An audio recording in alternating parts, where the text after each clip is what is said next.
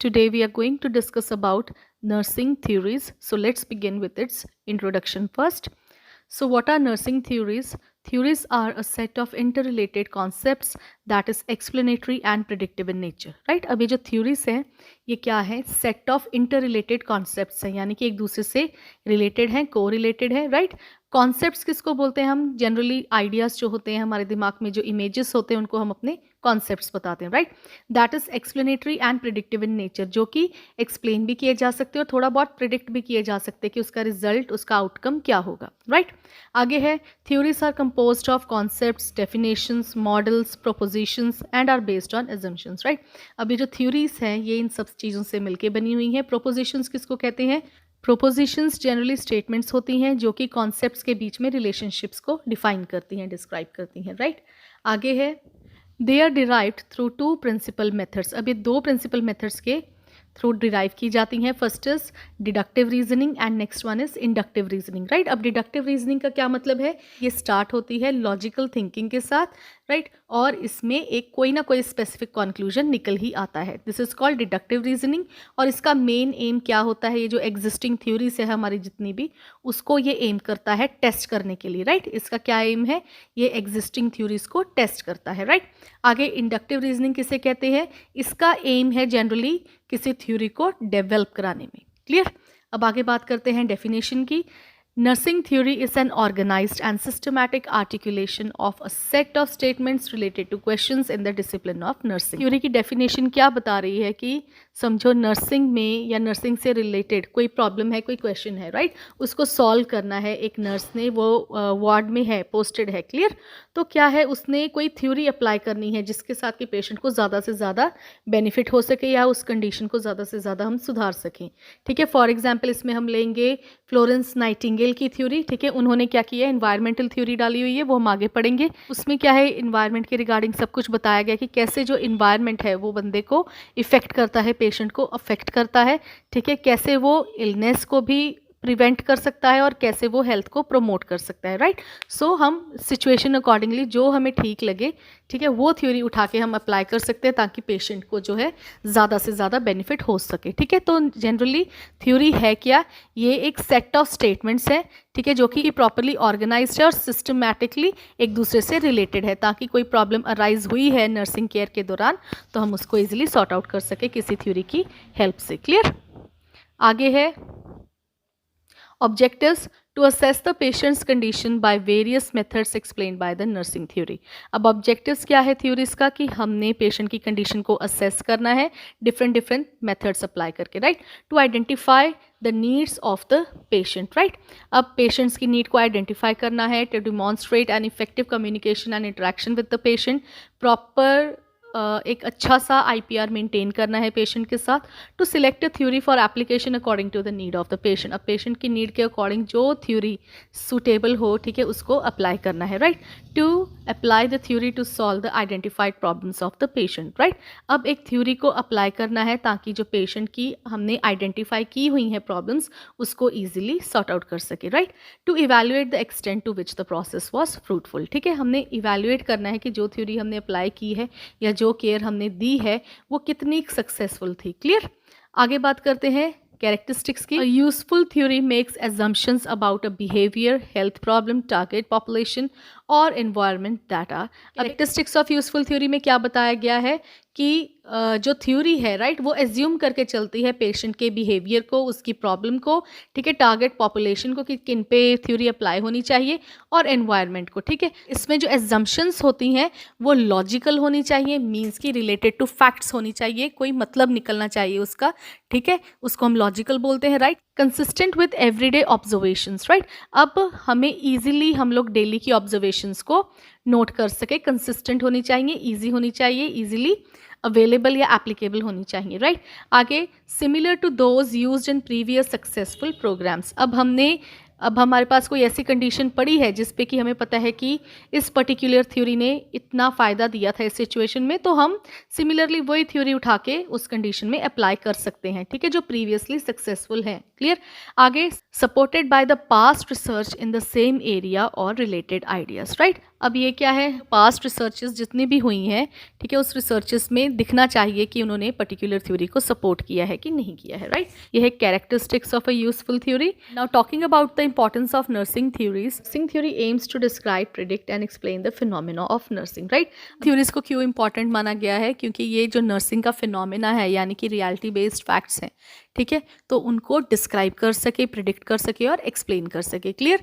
It should provide the foundations of nursing practice, help to generate further knowledge and indicate in which direction nursing should develop in future, right.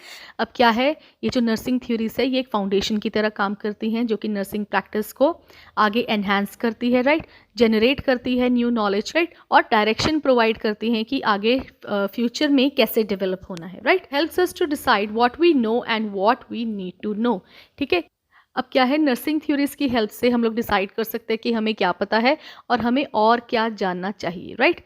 It helps us to distinguish what should form the basis of practice by explicitly describing nursing, right. Theories की वजह से हमें पता चल जाता है कि nursing के दायरे में रहते हुए हमारा बेसिस ऑफ प्रैक्टिस क्या है, कि हम लोग क्या क्या प्रैक्टिस कर सकते हैं, right. The benefits of having a defined body of theory in nursing include, theory के क्या क्या फ़ायदे हो सकते हैं नर्सिंग प्रैक्टिस में। सबसे पहले है बेटर पेशेंट केयर, ठीक है, एक पेशेंट केयर को हम प्रॉपरली कर सकते हैं, बेटर प्रोवाइड कर सकते हैं। Enhanced professional status for nursing, right. अब अच्छी केयर होगी तो जो नर्सेस का जो स्टेटस है प्रोफेशनल, वो क्या होगा, एनहांस होगा। और नर्स क्या है, वो इंडिपेंडेंटली, राइट, एसर्टिव बिहेवियर जो है वो अपना शो कर सकती है। क्लियर। आगे है improved communication between the nurses. इससे क्या होगा कि जो नर्सेज के बीच में कम्युनिकेशन है वो भी अच्छी मेंटेन रहेगी, right. And guidance for research and education, right. ये जो थ्योरीज हैं हमें गाइड करती हैं रिसर्च एंड एजुकेशन में भी। क्लियर। आगे it helps the nursing profession to maintain its professional boundaries. Clear. अब नर्सिंग प्रोफेशन को ये हेल्प करती हैं अपनी बाउंड्रीज मेंटेन रखने में। क्लियर। आगे है कंपोनेंट्स ऑफ अ थ्योरी। अब इसमें हम देखेंगे कि एक थ्योरी के क्या क्या कंपोनेंट्स होते हैं। First is the concepts, right. अब कॉन्सेप्ट्स क्या होते हैं, generally ideas and images that helps to describe the phenomena. Clear. अब कॉन्सेप्ट्स क्या है, आइडियाज होते हैं हमारे, मेंटल इमेजेस होते हैं, राइट, जो कि हेल्प करते हैं हमें किसी फिनोमेना को डिस्क्राइब करने में।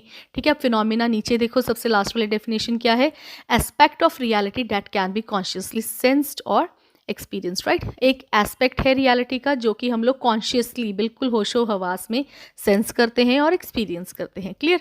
आगे जो है डेफिनेशंस, डेफिनेशंस का क्या मतलब होता है, convey the general meaning of the concepts, right. अब कॉन्सेप्ट हमारे तब तक नहीं क्लियर हो सकते किसी को जब तक हम उसको डिफाइन नहीं करेंगे, उसका मतलब नहीं लोगों को बताएंगे। ठीक है। तो डेफिनेशंस क्या होते हैं, कॉन्सेप्ट्स के मतलब को जनरलाइज करना, यानी कि सबको बताना। क्लियर। आगे है एजम्पशंस। एजम्पशंस क्या है, statements that describes the concepts. ठीक, ये स्टेटमेंट्स हैं जो कि कॉन्सेप्ट्स को डिस्क्राइब करते हैं, राइट। अब आगे है डिफाइनिंग टर्म्स। सबसे पहले इसमें बात करेंगे हम फिलॉसफी की। फिलॉसफी क्या है, beliefs and values that define a way of thinking and are generally known and understood by a group of discipline, right. फिर क्या है, ये बिलीव्स एंड वैल्यूज है, यानी कि लोगों की मान्यताएं हैं, उनके सोचने का तरीका है और वो इजीली एक्सेप्टेबल होते हैं लोगों में, राइट। अगर फिलॉसफीज सभी की सेम हो और कुछ सपोर्ट करते हो तो वो एक ग्रुप में समझानी ईजी हो जाती है। क्लियर। आगे है थ्योरी। अब थ्योरी क्या है, ये सारी चीज़ें हैं, बिलीफ है, पॉलिसी है या कोई प्रोसीजर है जो कि कोई एक जना प्रपोज करता है या बाकी उसको फॉलो करते हैं और अपने एक्शन में इंक्लूड करते हैं, right. It refers to a logical group of general propositions used as principles of explanation, right. अब ये जो थ्योरी है, ठीक है, ये क्या है, एक लॉजिकल ग्रुप है, ठीक है, जिसमें कि फैक्ट्स बेस्ड नॉलेज हम लोग अप्लाई करते हैं और इसी नॉलेज को, इसी प्रोपोजिशंस के बारे में मैंने पहले भी बताया हुआ है। जनरली ये क्या है, स्टेटमेंट्स हैं जो कि कॉन्सेप्ट्स के बीच में रिलेशनशिप्स को डिफाइन करते हैं, राइट। कि कॉन्सेप्ट जो हमने सोचा है हमारे दिमाग में, जो भी आइडियाज है कि उनमें क्या रिलेशनशिप है, क्या वो हमारी थ्योरी के साथ फिट बैठेंगे या नहीं बैठेंगे। ठीक है। तो उसी को ही जो थ्योरी है अपनी एक्सप्लेनेशन का सिद्धांत बना लेती है, प्रिंसिपल, उसी के बिना पे प्रिंसिपल्स को एक्सप्लेन करते हैं। Clear. Theories are also use to describe, predict और कंट्रोल द फिनोमिना। अब ये जो थ्योरीज हैं ये डिस्क्राइब करती हैं, कंट्रोल भी करती है और प्रिडिक्ट भी करती हैं पर्टिकुलर फिनोमेना को। क्लियर। आगे है concepts. Concepts are often called the building blocks of theories. Clear. अब ये जो कॉन्सेप्ट्स हैं, हमने पीछे भी पढ़ा इसकी डेफिनेशन की, ये मेंटल इमेजेस और आइडियाज हैं, ठीक है। They are primarily the vehicles of thought that evolve images. Right. अब इसको पहले भी बताया गया है, पीछे की जो कॉन्सेप्ट्स होते हैं वो क्या होते हैं, मेंटल इमेजेस होती हैं, हमारे आइडियाज़ होते हैं, जिनको कि हम बिल्डिंग ब्लॉक बताते हैं थ्योरीज का, ठीक है, जो थ्योरीज बिल्ड कराने में हेल्प करती हैं। क्लियर। आगे है models. Models are representations of the interaction among and between the concepts showing patterns, ठीक है। अब मॉडल्स क्या है, ये रिप्रेजेंट करते हैं कि जो कॉन्सेप्ट्स हैं, ठीक है, उनमें क्या इंटरेक्शन है और उनमें क्या सेम पैटर्न वो शेयर करते हैं, सेम पैटर्न है या फिर डिफरेंट पैटर्न शेयर करते हैं, right. They present an overview of thinking behind the theory and may demonstrate how theory can introduce into practice, right. ये मॉडल्स जो है वो क्या प्रेजेंट करते हैं, ओवरव्यू प्रेजेंट करते हैं कि थ्योरी किस बिना पे बनाई गई है, राइट। और ये भी बताते हैं कि थ्योरी कैसे प्रैक्टिस में हम लोग इंट्रोड्यूस कर सकते हैं। क्लियर। आगे है conceptual framework. A conceptual framework is a group of related ideas, statements और कॉन्सेप्ट्स, ठीक है। अब एक फ्रेमवर्क में हमने अपने आइडियाज़ को ढालना है, ठीक है, अच्छी तरह से प्रेजेंट करने के लिए हम लोग एक फ्रेमवर्क तैयार करते हैं, जिसमें कि हम अपने आइडिया, स्टेटमेंट्स और कॉन्सेप्ट्स को मिक्स करके लिख देते हैं ताकि देखने वाले को ईजिली समझ आ जाए, ठीक है। It is often used interchangeably with the conceptual model and with the grand theories, ठीक है। हम क्या है, कंसेप्चुअल फ्रेमवर्क को कंसेप्चुअल मॉडल भी बोल देते हैं, क्योंकि जो मॉडल क्या है, जनरली हमने ऊपर वाली डेफिनेशन में पढ़ा है कि ये सारे चीज़ों को क्या है, बयान करता है कि थ्योरी क्या सोच के बनाई गई है, कैसे उसको नर्सिंग प्रैक्टिस में हम ला सकते हैं, ठीक है। तो इन सारी चीज़ों को एक फ्रेमवर्क में डाल के जो तैयार होता है, ठीक है, कॉन्सेप्ट्स का, उसको हम बोलते हैं कॉन्सेप्चुअल फ्रेमवर्क। क्लियर। आगे है propositions. Propositions are the statement that describe the relationship between the concepts, ठीक। ये बार बार बताया गया है कि जो कॉन्सेप्ट्स के बीच में क्या रिलेशनशिप है, उसको डिफाइन करने के लिए जो स्टेटमेंट्स हम यूज़ करते हैं उसे हम प्रोपोजिशन बोलते हैं। आगे है domain. Domain is the perspective और टेरिटरी ऑफ अ प्रोफेशन और अ डिसिप्लिन, ठीक है। अब डोमेन क्या है, जनरली एक एरिया है जिसमें पर्टिकुलर प्रोफेशन की नॉलेज होती है। फॉर एग्जाम्पल इंजीनियरिंग वालों को इंजीनियरिंग की नॉलेज है, वो इंजीनियरिंग डोमेन बोल देते हैं हम उसको, राइट। एक पर्टिकुलर एरिया ऑफ एक्टिविटी है, यानी कि ये जो पर्टिकुलर डोमेन है ये कैसे एक्ट करता है, इनका क्या प्रोफेशन है, ठीक है, नर्सिंग का है, टीचिंग का है, इंजीनियरिंग का है, क्या है। क्लियर। आगे है process. Processes are a series of organize steps, changes और functions intended to bring about the desire result, right. कोई भी प्रोसेस क्या है, ये स्टेप बाय स्टेप एक सीरीज है, ठीक है, जिसमें हम फंक्शन करते हैं, चेंजेस भी ला सकते हैं, ठीक है, ताकि हम अपने डिजायर्ड आउटकम तक पहुंच सकें। क्लियर। आगे है पैराडाइम। अब पैराडाइम क्या है, refers to a pattern of shared understanding and assumptions about reality and the world view or widely accepted value system, ठीक है। पैराडाइम क्या है, पैराडाइम बोल देते हैं हम एक टिपिकल एग्जाम्पल, राइट। जैसे समझो नर्सिंग की डेफिनेशन है, ठीक है, वो फ्लोरेंस नाइटिंगेल ने दी हुई, तो वर्ल्ड वाइड जो नर्सेस हैं, अगर वो फ्लोरेंस नाइटिंगेल की डेफिनेशन पढ़ेंगी तो उन्हें वो सेम ही डेफिनेशन मिलेगी, ठीक है। ये नहीं है कि किसी कंट्री में और दी गई हुई है फ्लोरेंस नाइटिंगेल की डेफिनेशन और किसी में और, ठीक है, उसको हम बोलते हैं पैराडाइम। यानी वर्ल्ड वाइड वो जो टर्म है वो वैसे ही एक्सेप्टेड है। इसकी एक छोटी सी एग्जांपल दे सकती हूँ, जैसे कहते हैं कि दुनिया गोल है, राइट। ये एक पैराडाइम है, एक अजम्पशन है और सभी उसको मानते हैं, ठीक है। कहीं पे भी ये नहीं कहा जाता कि जो दुनिया है, अर्थ है, वो स्क्वायर है, कहीं पे ये नहीं बताया जाता कि वो ट्रायंगल इन शेप है, ठीक है। सभी ये मानते हैं, सभी का क्या पैराडाइम है कि वो गोल है। क्लियर। आगे है Meta paradigms. Meta paradigm is the most general statement of discipline and functions as a framework in which the more restricted structures of conceptual models develop. Much of the theoretical work in nursing focused on articulating relationships among four major concepts: person, environment, health and nursing, right? अब Meta paradigm क्या है कि जैसे एक nursing की definition Florence Nightingale ने दे दी है, right, या WHO ने दे दी है, ठीक है। अब ये जो थ्योरिस्ट्स हैं, इन्होंने अपने अपने हिसाब से उस पर्टिकुलर चीज़ को डिफाइन किया है अपनी थ्योरी के बेसिस पे। क्लियरली 4 मेटा पैराडाइम्स है, कौन से हैं, person, environment, health and nursing, right. सभी थ्योरिस्ट्स ने ये जो person, environment, health and nursing है, इसको अपनी थ्योरी के अकॉर्डिंगली डिफाइन किया है, ठीक है। अब हम वन बाय वन सभी थ्योरी में इसको पढ़ते चलेंगे। क्लियर। अब हम पढ़ेंगे पर्पसेस के बारे में कि थ्योरी के क्या पर्पसेस है। अब हम इसको डिफरेंट एरियाज में पढ़ेंगे, जैसे प्रैक्टिस में क्या इसका रोल है, एजुकेशन में क्या रोल है, रिसर्च में क्या रोल है, right. So starting with the practice, purposes of theory in practice. It assists nurse to describe, explain and predict everyday experiences, ठीक है। जो ये थ्योरीज हैं नर्सेस को हेल्प करती हैं डिस्क्राइब करने में, एक्सप्लेन करने में और प्रिडिक्ट करने में जो हर रोज़ के उनके एक्सपीरियंसेस होते हैं, ठीक है। आगे serve to guide assessment, intervention and evaluation of nursing care. ठीक है, ये एज अ गाइड हेल्प करता है। ठीक है, असेसमेंट करवाने में, इंटरवेंशन प्रॉपरली प्लान करने में, ठीक है, और क्या है, इवैल्यूएशन करने में, जो कि हमने नर्सिंग केयर प्रोवाइड की है। ठीक, आगे है provide a rational for collecting reliable and valid data about the health status of the client which are essential for effective decision making and implementation. Right, अभी जो थ्योरीज है इनका क्या काम है, ये रैशनल प्रोवाइड करती हैं ताकि जो पेशेंट का डाटा है हम लोग कलेक्ट करते हैं वो रिलायबल भी हो और वैलिड भी हो। ठीक है, ताकि जो डिसीजन मेकिंग है और जो हमारी प्लानिंग एंड इम्प्लीमेंटेशन है वो अच्छी हो और इफेक्टिव हो। राइट, आगे है help to establish a criteria to measure the quality of nursing. Right, क्या है ये, एक क्राइटेरिया एस्टैब्लिश कराने में हेल्प करती है ताकि हम लोग अपनी जो डेली नर्सिंग केयर हम प्रोवाइड कर रहे हैं उसको मेजर कर सके। ठीक है, आगे है help to build a common nursing terminology to use in communicating with other health professionals, ideas are developed and words are defined. ठीक है, थ्योरीज की हेल्प से क्या हुआ है, कॉमन सी टर्म्स क्रिएट की गई हैं। ठीक है, वो सभी प्रोफेशनल्स को पता होती हैं। ठीक है, उससे क्या है, कम्युनिकेशन जो है वो इफेक्टिव होती है, सभी को पता होता है कि कौन सी टर्म यूज़ की गई है, उसका मतलब क्या है। ठीक है, वो क्या है, इफेक्टिव नर्सिंग केयर के लिए हेल्पफुल होती है। राइट, अब आगे है एनहांस ऑटोनॉमी यानी independence and self governance of nursing bye defining its own independent functions. ठीक है, अब इन थ्योरीज की वजह से क्या है, जो नर्स है वो बिल्कुल कॉन्फिडेंट होती है, उसको पता होता है कि उसने क्या करना है और क्या नहीं करना है, वो इंडिपेंडेंटली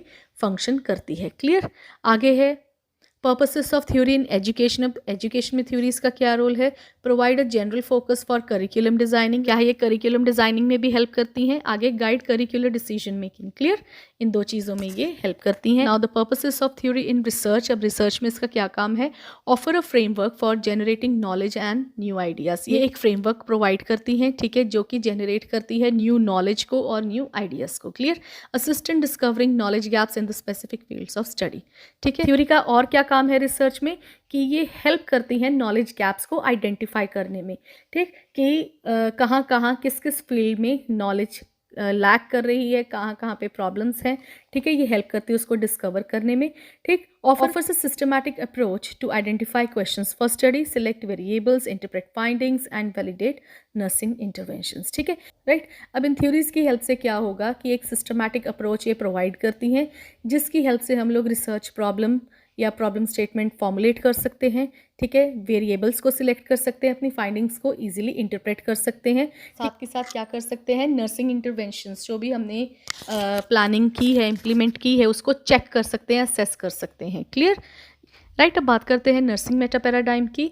पैराडाइम्स और मेटा पैराडाइम्स में मैंने आपको पहले ही फ़र्क बता दिया है। ठीक है, यहाँ पे जो नर्सिंग मेटा पैराडाइम्स हैं ये कौन से हैं, person, environment, health and nursing. Right, ये चारों कॉन्सेप्ट्स को, ठीक है, जो थ्योरिस्ट हैं उन्होंने अपनी अपनी थ्योरी के हिसाब से डिफाइन किया है। ठीक है, सो वन बाय वन हम इनको डिस्कस करते हैं। पहले है person, also refer to as client और human being, it is recipient of nursing care. Person है क्या, उन्होंने क्या डिफाइन किया है कि जो नर्सिंग केयर का रिसिपिएंट होता है, यानी जो नर्सिंग केयर को रिसीव करता है। राइट, और इसमें कौन कौन आता है, पर्सन में इंडिविजुअल्स आते हैं, पेशेंट्स आते हैं, ग्रुप्स आते हैं, फैमिलीज आती हैं या कम्युनिटीज आती हैं। ठीक है ना, तो पर्सन में ये सारी चीज़ें इंक्लूड हो सकती हैं। ठीक, आगे है एनवायरनमेंट। एनवायरनमेंट के बारे में क्या बताया है कि इन्वायरमेंट और सिचुएशन, ठीक है, या तो इन्वायरमेंट है या कोई सिचुएशन है, is defined as the internal and external surrounding that affect the client. ठीक है, अब इन्वायरमेंट किसको बताया सभी थ्योरिस्ट्स ने, कि जो सराउंडिंग, या चाहे वो इंटरनल है चाहे वो एक्सटर्नल है, जो पेशेंट को सराउंड करते हैं, उसकी हेल्थ को अफेक्ट करते हैं, उसको उन्होंने इन्वायरमेंट बताया है। क्लियर, अब इसमें क्या क्या इंक्लूड होता है, पॉजिटिव और negative conditions that affect the patient, चाहे कोई पॉजिटिव कंडीशन है चाहे वो नेगेटिव कंडीशन है। ठीक है, उसको पेशेंट का एनवायरमेंट बताया गया है। The physical environment such as families, friends and significant others. ठीक है, फिजिकल एनवायरमेंट में कौन कौन इंक्लूड किया उन्होंने, कोई फ्रेंड हो गया, फैमिली हो गया, या कोई और अदर इंपॉर्टेंट पर्सन हो गया। ठीक है, the setting for where they go for their health care, या फिर वो सेटिंग जहाँ पे वो अपनी हेल्थ केयर रिसीव करने के लिए जाते हैं। ठीक है, चाहे हॉस्पिटल हो गया, क्लिनिक हो गया, राइट, वो उसे उसका इन्वायरमेंट बता देते हैं। ठीक है, आगे है health, it is defined as the degree of wellness और wellbeing that the client experiences. ठीक है, अब हेल्थ क्या बताया सभी थ्योरिस्ट्स ने, कि उनकी थ्योरी में हेल्थ किसको बोलेंगे, डिग्री ऑफ वेलनेस को या वेलबींग को। ठीक है, जो कि एक क्लाइंट एक्सपीरियंस करता है. It may have different meanings for each patient, the clinical setting, the health care provider, right. अब इन सारी चीज़ों में उसकी डिफरेंट डिफरेंट मीनिंग्स होगी. ठीक है. इसके अकॉर्डिंग उन्होंने नर्सिंग को कैसे बताया है कि उन्होंने नर्सिंग वर्ड से क्या समझा है कि नर्सिंग वो एक्शन है, ठीक है, या फिर कैरेक्टरिस्टिक्स है जो एक नर्स यूज़ करती है क्वालिटी पेशेंट केयर प्रोवाइड करने के लिए. ठीक है.